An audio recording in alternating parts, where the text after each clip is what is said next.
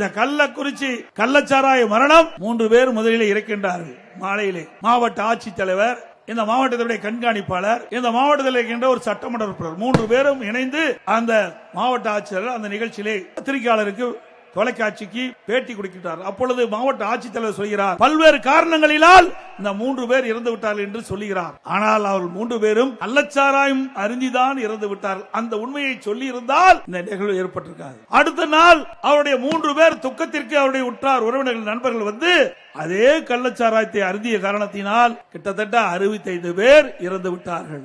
இதற்கு காரணம் இந்த மாவட்ட ஆட்சியாளர்களும் மாவட்ட காவல்துறை கண்காணிப்பாளர், இந்த மாவட்டத்தை சேர்ந்த ஒரு சட்டமன்ற உறுப்பினர். இவர் உண்மையே நடந்த சம்பவத்தை தெரிவிக்கப்பட்டிருந்தால் மக்கள் எச்சரிக்கையோடு இருந்திருப்பார்கள். ஆனால் இந்த ஆட்சிக்கு கெட்ட பெயர் வரக்கூடாது என்று மாவட்ட ஆட்சிகள் தவறான செய்தியை ஊடகத்தின் வாயிலாக பத்திரிகையின் வாயிலாக தெரிவித்ததின் விளைவு இன்றைக்கு 68 பேர் நாம் இழந்து நிற்கின்றோம்.